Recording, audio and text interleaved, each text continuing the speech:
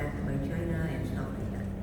Do you guys see defense technology collaboration, right? Whether it's on drones, whether it's in autonomous warfare, AI-powered data sharing, intelligence sharing, are you seeing new things happening on the startup front? And the reason I'm asking this, and maybe Manu, you go first.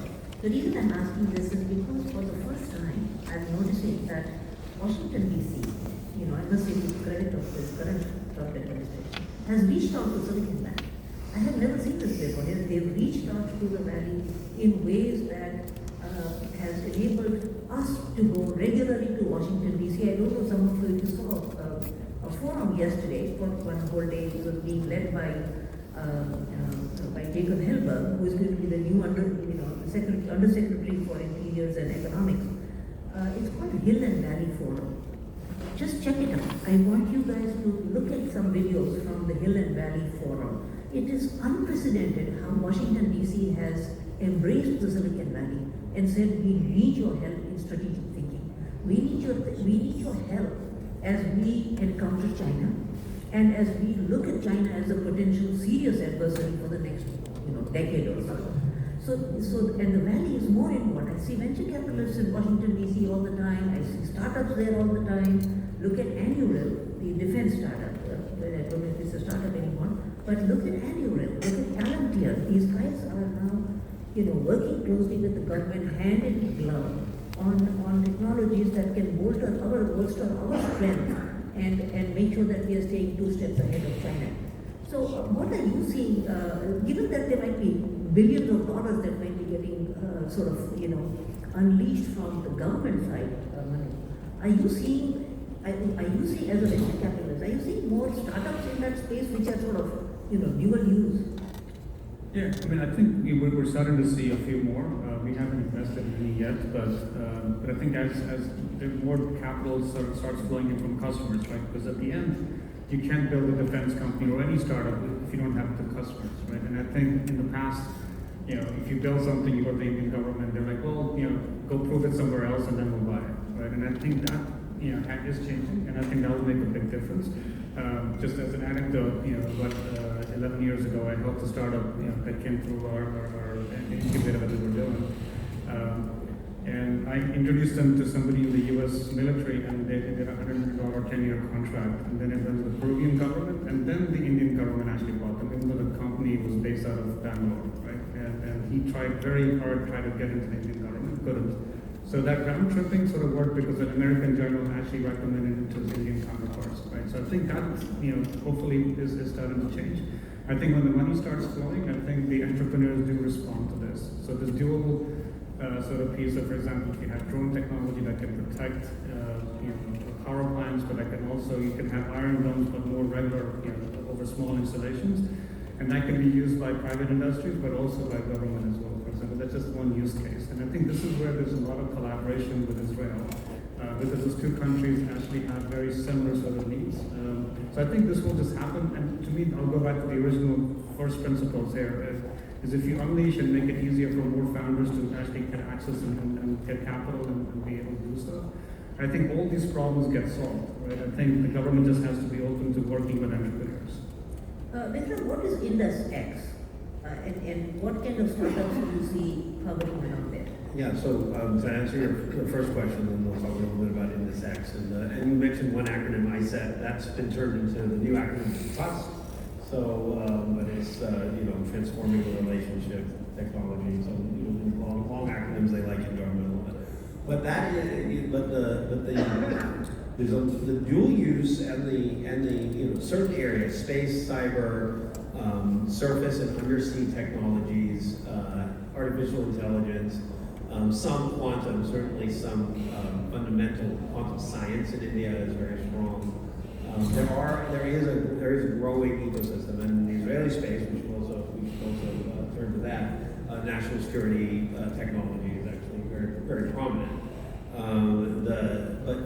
But what IndusX was is an effort to bring the U.S. and India together on defense technology. So specifically focused on joint challenges for technologies that are relevant to the defense space. And a lot of those are dual use. A lot of those are unmanned platforms or space systems that can be used for a whole host of things, including defense. I do think that with the Ukraine war, and to a degree with what you saw with Israel and Iran and with Israel in the war in Gaza, you are seeing a lot of focus on transforming warfare with unmanned systems, artificial intelligence, new sensor technologies, and this sort of arms race of new innovation in attritable, small, low-cost systems that can be sort of flooding the zone capabilities to help see what's going on and things of that nature.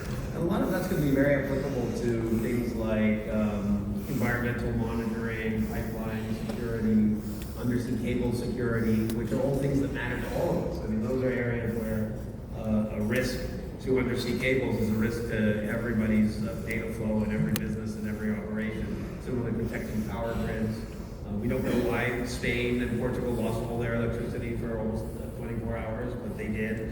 Those vulnerabilities, whether they're malicious or not, are things that are only increasing. And there's a lot of innovation happening in building resilience of our critical infrastructure and systems. So I see that as a big potential growth area. And one thing I'd like to turn back to everybody too is, I think we feel that India is, compare Israel to India, and Israel is the tiniest of countries, punching way above its weight, and India is a wealth of talent and capability, capacity, and really feeling like it's still punching below its weight. And somehow Israel, and the United States coming together can help remedy that and help India level up. Because if we're going to compete with China on the global stage, who's going to sell digital infrastructure to the developing world? It's going to be China or India. It's not really going to be Europe and the United States. And so we need to make that happen, and everybody in this room and everybody in Silicon Valley, investors, entrepreneurs, can play a role in that. Nilesh, given your focus on Israel, a lot of Israeli startups, I'm guessing are, they were inspired by focus on security, right? Because Israel sees itself surrounded by hostile forces and wants to make sure that it has a lot of its, in fact, a lot of, just like in the US, a lot of its defense department funding does relate to these kind of dual-use technologies. What have you seen in the last few years? What kind of changes are you seeing in the kind of focus of investment from Intercept, from you guys? What are you guys looking at? Yeah, look, I might be beating my own drum here, but we've tried to stay ahead of the curve in many ways, whether it's investing before the war started. We invested in companies which were sensing drones in 2018, 2019, and suddenly this company has like an $8 billion DoD contract. We have fortunate that we have an entry base that are actually our CXOs and people who are operating on the ground. So we get to see a lot of these critical technologies even before they start maturing in the ecosystem. To answer a specific question, in fact, as a VC, we do our annual LP meetings. This year's annual LP meeting was actually about what we called as the theme was, tech resilience in Israel. What I mean by that is, when the war started, October 7th, everybody knows what happened. There was a lot of chatter that, oh my God, Israel is just going to go down, the country is going to go, whatever. We actually didn't think so, not because we are just investors, in cross-border. By the way, we also invest in the US, so it's not just Israel. But we didn't really think so, number one. And we actually saw now, 20 months down, we actually have a lot of data on what actually happened in 2024. Sequoia, Greyrock, Excel, Lightspeed, Insight, a bunch of these funds who are doing Israel investments, they actually doubled and tripled down. We did even before that.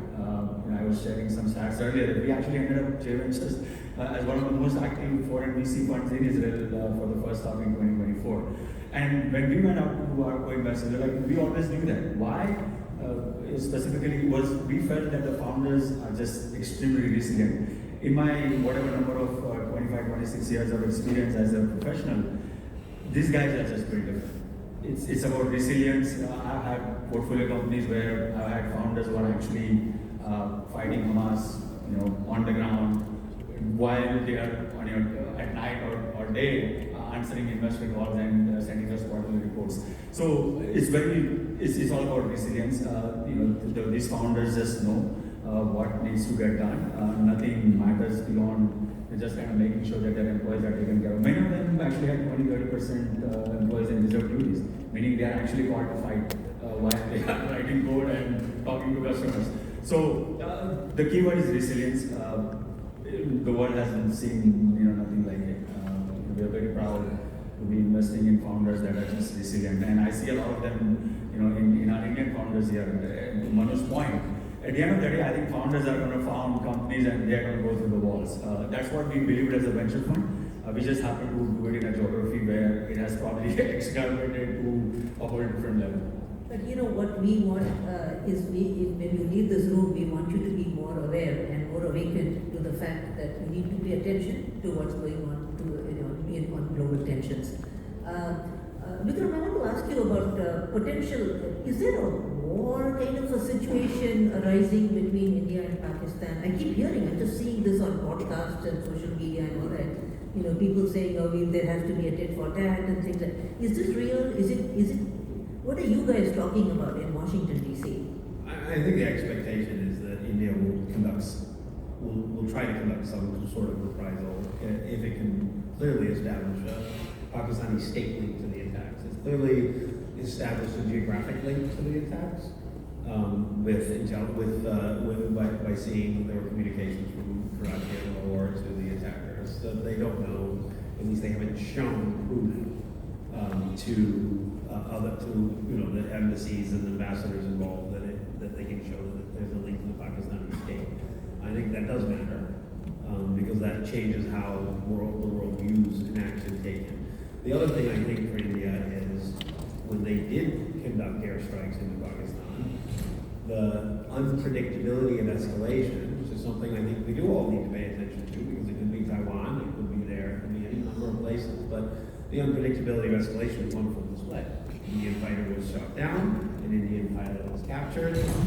If there was not if an off-ramp wasn't found, which fortunately it was, the escalation risk would have been quite high. And of course, being nuclear armed states, it's of serious concern to everybody that it can go in a bad direction. And Pakistan has forward deployed tactical nuclear weapons, which is one of the only countries in the world that is a nuclear power that has done that. So that also means that there's a higher risk of escalation. I mean, I think the feeling in Washington is that there's a risk of perhaps justified response from India, but that could also bring an unfortunate a level of uncertainty and a risk of escalation that people would like to avoid. But I think we're living in an era where a lot of what we want to see, including from founders, is the technologies that can help bring down this kind of risk, right? And one of the ways we bring down this kind of risk is by providing good ISR, which is intelligence, surveillance, and reconnaissance capabilities, so that countries know what's happening and know what's coming and are less likely to miscalculate. And also good defense capabilities so that countries think twice about going across that line into military conflict. I do think we face some risk there. I see, that the nature of warfare is so different now, in the sense that the other day I was talking to Eric Schmidt, our Google guy. It turns out they have set up a shop in Ukraine for drones, and they're actually manufacturing drones. Do you know anything about that, Vikram? And what is that? I do. Actually, a lot of American companies and European companies and others have set up shop in Ukraine in partnership with Ukrainians on things like building drones, on some surveillance systems, on some sensors, and on munitions. Actually building small and medium caliber ammunition. All things that are going to be in massive need. And I actually think Ukraine is going to have a tech ecosystem come out of this war. Assuming there is a peace at some point, and assuming Ukraine can keep functioning, I think we're going to see a little mini Tel Aviv or a little mini Bangalore emerging that might be heavily focused on that, with international partners maybe manufacturing for export with the Ukrainians, and the Ukrainians manufacturing for themselves. Something that you can see in India too. Manufacturing in India for India and for export to places like Southeast Asia or Africa or Central Asia or Eastern Europe that are not buying your, French or American systems, but might buy Chinese or Russian. And we want to compete with that. We don't want them buying the Chinese or Russian systems if we can help it. Right. Before we open up to the audience, one last question for Manu. Manu, what is your level of optimism that the Indian government will not get in the way of interesting new opportunities that are arising in AI and in global defense and security collaborations? What is your sense about how ready is the Indian government to recognize that we have China breathing down our eastern side, we have Pakistan on the other side, and that we need to strike alliances that we have not done in the past, like with the US, for example. Do you have hope? Do you have optimism about the Indian sort of the bureaucracy reducing its regulatory barriers? Well, that's a very loaded question, but so I'm not going to assume that I know what goes in the heads of bureaucrats and politicians, but I think I'm always optimistic, as most people in this room would be. So to me, the big part is, if you look at the fundamentals, India's per capita GDP is $3,000, right? Compare that to China's 12,000, Israel's at 30,000, and US is close to 70,000, right? So I think a key part of Indian policy will be, how do I get more job creations, right? And I think this is an opportunity with what's happening with geopolitically with China, that there's a lot more opportunity for Indians to take advantage, right? So software industry, it's $200 billion, right? But that's the IT services, but $20 billion is SaaS software and AI and everything else. That is taken from 25 years ago to now, right? And that can go to $200 billion in 10 years. I think I'm far more optimistic, whereas the national survey sort of said that goes to $35 billion in 10 years. And I'm looking for a 10x improvement. And those things can actually float a lot of different pieces together, right? And that money, additional capital, can actually fund defense and everything else as well. And that's just the software side. If you look at the physical goods that gets transferred from India, that's roughly $80 billion today. It used to be 25 years ago $9 billion, right? And so that hasn't grown as fast, as roughly 9x growth. The software has grown by 24x, right? And so if you look at that, can grow from $80 billion to $200 billion, you start bridging the gap on what China's sort of losing behind with the straight sort of war. So I think there's a lot of optimism, and I think that lifts the average Indian's GDP per capita from $3,000 hopefully to $10,000 in the same time frame, maybe even $15,000. So I think if I was purposeful as the Indian government, I would focus on job creation, better jobs, focus on education, reskilling the Indian workforce to be able to take these higher paying jobs, manufacturing coming back to India. I don't think we need manufacturing back in the US. None of people here would actually work on building an iPhone. I think you'd rather have the stuff go to places like India and have a better supply chain. So I think I'm pretty optimistic, and I think this gift that's been given in some sense, this war with China, would actually only benefit India and Israel and the US. So. Okay, we can open up the floor to the to audience questions. Yeah. Questions here? Yeah, I do. I can't see anything. Yes, can I? There's one there. Yeah, you have to speak really loudly. Speak loudly. Is there a mic there? Well, first of all, compliments to the very, very illustrious and enlightened panel.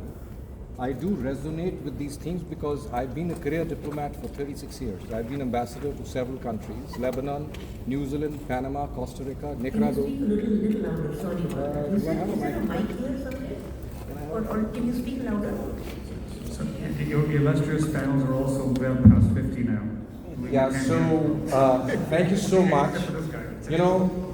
It's like homecoming. I've been an ambassador for India in several countries: Lebanon, New Zealand, Panama, Costa Rica, Nicaragua. I was teaching global affairs at the Old General University as an executive dean professor. Like Vikram, like you, I went to Bolt Hall, did my LLM here. I used to be a consul at the consulate, and I'm returning back to Silicon Valley. I'm going to be based here because my children are here. And my heart throbs with Silicon Valley. There's a lot of energy, a lot of creativity. I want to be part of that system. So really, I relate very well to what you do. I also headed India's counterterrorism department. I was additional secretary for counterterrorism. I came to Washington when Nisha Biswal, Preet Bharara, General Todd, all these were there. They've come and met me also. So I've addressed the Global Counterterrorism Forum meetings on behalf of the minister several times. I'm now here in the Silicon Valley. I have 2-3 points to make. One is the business opportunity. Wonderful. India is fully open. I'm not competent to speak on behalf of the government because I'm now retired. It's private capacity. But yes, one thing we do want, we would like to indigenize a little bit of the technology. We want to have a share in the pie. We don't want to let go of the control entirely to foreign entrepreneurs. We want to be in it. And we think we have the engineering expertise. That's point number one. Therefore, we always say there should be an indigenous component, all right, a domestic component. I don't think we should limit it to defense only. We should be more broad about it, all right? And we want to be part of the AI syndrome. And, we are looking at different language models, all right? Regarding Israel, we are sourcing a lot of sensitive, even our AWACS, avionics, and all that stuff, drones, etc. We're sourcing that from Israel, and we hold this partnership in very high regard. And I'm sure we'll keep doing that. But the professor in me, the academic in me, and the geopolitical scientist in me. We should get to the questions, sir. Yeah, so the point is, one, we need technology to go hand in hand with public policy, the point which you were making. We should not let it go over to rogue machines and rogue countries. We should get the bigger democracies involved, including Europe, because they're also based on democracy. Number two, I think that we should also look at the global economic divide, which I was teaching. Too much of poverty, too much of deprivation is happening. More than 130 countries are not getting any benefit from the World Bank, the IMF, etc. So the corporate sector. We should move to a question, otherwise. No, this is a comment and adding to the debate, yeah. So the corporate sector needs to work with the governments and the social responsibility. The CSR projects need to be put into some of these countries, create economic opportunities, get better markets set up there, and they will buy your products. So it's a win-win situation. So what is happening, that the geopolitical differences which are taking place in the globe today, I think that will get diluted. So we will have more cooperation, understanding, and global peace. I just wanted to add to the debate. Thank you. I'm not a technology guy, I'm a political scientist. Thank you. Thank you for your time, and sorry if I overtook. One last question, and Yeah, then. I'm Prakash here from Open Technology Forum. My question to Nilesh specifically, because he's handling the Israel, and to my knowledge, I work for Huawei, so I thought that Israel was a gateway to China. Now I am thinking, why not Israel? Why not Israel can be gateway to India? And in that respect, what do you think is required from the Silicon Valley side? I think Yeah, I mean, that's why we are here on this panel, because we think there's an opportunity there. Having said that, in terms of some critical technologies or defense technologies, those things, whatever at trade levels, the conversation that these governments need to have. As far as Silicon Valley is concerned, like I said, as a venture investor, we take the free market approach. We want to go and fund the entrepreneurs wherever they see their market fit. If I have an Israeli entrepreneur, let's say on this company, on this road sensing company that thinks that India is a big market for it, we are absolutely open for it. We do this not just investing because the US is the only market. They go and sell it in Europe. So my answer to your question is very simple. We'll continue to back founders whatever market they see fit, including India. We've done some semiconductor deals as well, and they see India as a market as well. So, I mean, I will always take a free market, private, markets approach, and we'll go find entrepreneurs to see whatever market they see fit to execute their GTM on. Yeah. And I just really quickly add, although we were so focused on defense, between the US, India, and Israel, it's going to be climate and environmental and energy technology, health, biotech. It's across the board where you see it's cyber, agriculture, Even cyber agriculture, security. exactly. Thank you. Hello, my name is Jay, and these questions may seem a little naive, but I'm going to ask them anyway. People think, the governments control the industry, but what about the other way around? If, it's great that these, entrepreneurial industries, especially today with all the AI and quantum computing, all these wonderful new frontiers, are going forward despite they're not getting held up because of the wars. But at the same time, if these industries are bringing in money to these countries that are war-torn, either by creating jobs or bringing in tax income to the governments, can they also influence the politics to promote peace? In my humble opinion, a lot of these wars could be solved with economic solutions. There's an expression, follow the money. For example, in Israel-Palestine, if Israel wanted to expand its borders, instead of just doing a land grab, they could offer to purchase, the Palestinians' homes and land. Same with Ukraine and Russia. From what I gather, the root cause is actually the oil pipeline going, into Europe. So, they could work out some deal for Russia to license, the pipeline going into Europe so they don't need to engage in violent war. So is there some way for industry to influence politics and push for peace, with an economic solution? That's the first question. I think just one question actually, and Vikram, can you take that question? Okay. So that is the last question. Yeah, I think it is after 5 o'clock, so we've well exceeded our extra time. We've got about 15 more minutes over. But I think business needs stability overall for long-term success. So yes, there's money to be made in conflict. There's money to be made in national defense technologies and things like that. But the real money is made when we have peace and prosperity. So I think there is a way for industry to show the opportunities. The critical minerals deal that was signed with Ukraine now, there's a lot of cynicism around it, but that is a way to have the United States invested in Ukraine's future. That is a way to have Ukraine able to more quickly exploit those resources. That is a way to build supply chain resilience for free countries in the face of Chinese dominance of certain areas like critical minerals and solar panels and battery technology and pharmaceutical APIs for pharmaceuticals. I think what's happened though is that we're in a new era of consciousness, right? COVID shook us on dependencies for things like PPE and then looking at what China has done in terms of market dominance, in terms of using its unfair practices to try to drive other countries out of critical technology areas just by undercutting on price and volume.